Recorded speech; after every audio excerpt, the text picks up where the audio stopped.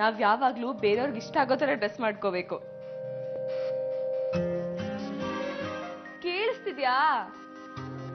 ನೀವ್ ಒಂದ್ ಸಣ್ಣ ಚೇಂಜ್ ಮಾಡ್ಕೊಂಡ್ ನೋಡಿ, ಅವಾಗ ನಿಮ್ಗೆ ಗೊತ್ತಾಗತ್ತೆ ನಿಮ್ ಹಸ್ಬೆಂಡ್ ಹೆಂಗ್ ಬೀಳ್ತಾರೆ ಅಂತ.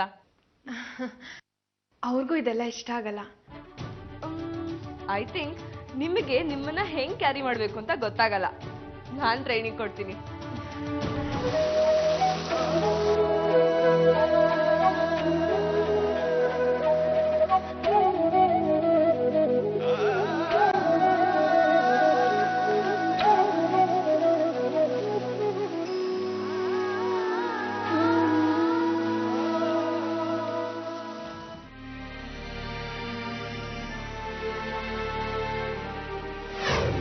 ನೀನು ನಾನ್ ಹೇಳಿದಾಗ ಕೇಳದೆ ಇದ್ರೆ ಅಮೃತನ್ ಜೀವಕ್ಕೆ ಅಪಾಯ ಇದೆ ಅಂತ.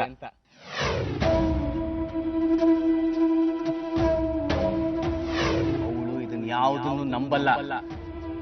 ನನ್ನ ಮೇಲೆ ಅಷ್ಟು ನಂಬಿಕೆ ಇಲ್ಲದೆ ನಿಮ್ಮನ್ನೆಲ್ಲ ಬಿಟ್ಟು ಓಡ್ ಬಂದು ನನ್ನ ಮದುವೆ ಆಗ್ತಾ ಇಲ್ಲ. ಅಷ್ಟು ತಯಾರಿ ಮಾಡಿದೀನಿ ನಾನು. ನೋಡ್ ಮಂಜರಿ, ನಿನ್ನೆ ರಾತ್ರಿನೇ ಇವಳು ಹೇಳಿದೀನಿ ಮನೆಗೆ ಊಟಕ್ಕೆ ಗೆಸ್ಟ್ ಬರ್ತಾರೆ ಅಂತ. ಇವಳು ಕೇಳ್ತಾ ಇಲ್ವಂತೆ. What am I suppose to do? ಕರೆದು ಅವಲಕ್ಷಣ ಮಾಡಿಸ್ಕೋಬೇಕಷ್ಟೇ. That's okay. ಎಷ್ಟು ಜನ ಬರ್ತಿದ್ದಾರೆ ಇವಾಗ? 7-8 ಜನ ಬರ್ಬೋದು. ಅದಕ್ಕೆ ಯಾಕೆ ಟೆನ್ಷನ್ ಮಾಡ್ಕೋತೀರಾ? ಡೋರ್ ಸರ್ವಿಸ್ ಕೊಡೋ ಎಷ್ಟೊಂದು ಹೋಟೆಲ್ಸ್ ಇದೆ ಇಲ್ಲಿ. ಮನೆಗೆ ಊಟಕ್ಕೆ ಕರೆದು ಹೋಟ್ಲ್ ಊಟ ಹಾಕಕ್ಕಾಗತ್ತಾ? ಅಯ್ಯೋ, ಅವ್ರಿಗೆ ಯಾಕೆ ಹೇಳ್ತೀರಾ ಹೋಟೆಲ್ದು ಅಂತ? ಇವಾಗ ಅದ್ ಬಿಟ್ರೆ ಇನ್ನೇನ್ ಮಾಡಕ್ಕಾಗತ್ತೆ ಹೇಳಿ? ಈ ಹಳ್ಳಿ ಮುಖಿಗೆ ಅಷ್ಟು ಗೊತ್ತಾಗಲ್ವಲ್ಲ. ಅಯ್ಯೋ ಪ್ಲೀಸ್, ನಾವ್ ಮ್ಯಾನೇಜ್ ಮಾಡ್ತೀವಿ. ನೀವ್ ಯಾಕೆ ಟೆನ್ಷನ್ ಮಾಡ್ಕೋತೀರಾ? ಇವಾಗ ಹೋಗಿ ನೀವು ತಣ್ಣದ್ ಮೀಟಿಂಗ್ ಅಲ್ಲಿ ಏನ್ ಮಾಡ್ಬೇಕು ಅಂತ ಯೋಚನೆ ಮಾಡಿ ಹೊರಡಿ. ಅಣ್ಣ, ಈ ಮನೆಯಲ್ಲಿ ಎಲ್ಲ ಅಡ್ಡದಿಡ್ಡಿ ಯಾಕಾಗಿದೆ ಗೊತ್ತಾ? ಈಗೋಯಿಂದ ಎಲ್ರಿಗೂ ಅವರ ಅಹಂಕಾರ ಪ್ರತಿಷ್ಠೆನೆ ಮುಖ್ಯ. ಇದಕ್ಕೆ ನೀನು ಹೊರತಲ್ಲ. ನಿನ್ನ ಮಗಳನ್ನ ನೀನ್ ದೂರ ಮಾಡ್ಕೊಂಡಿರೋದು ನಿನ್ನ ಅಹಂಕಾರದಿಂದ. ಮನೆಯವರನ್ನೆಲ್ಲ ದೂರ ಮಾಡಿದ್ಯಾ. ವಿಷಯ ಪೂರ್ತಿ ತಿಳ್ಕೊಳ್ಳೋ ವ್ಯವಧಾನನೂ ಇಲ್ಲ.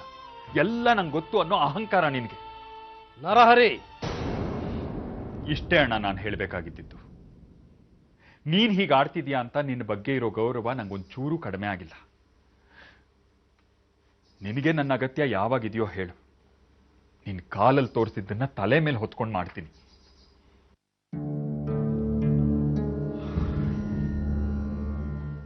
ನಿಮ್ಮವರು ಅಂತ ಯಾರಿದಾರೋ ಅವರೇ ನಿನ್ ಜೊತೆ ಶಾಶ್ವತವಾಗಿರೋದು. ಮಧ್ಯ ಬಂದವರು ಮಧ್ಯದಲ್ಲೇ ಹೋಗ್ತಾರೆ. ಅವ್ರ ಥಳುಕು ನಿನ್ನ ಬುದ್ಧಿ ಕೆಡಿಸಬಾರ್ದು.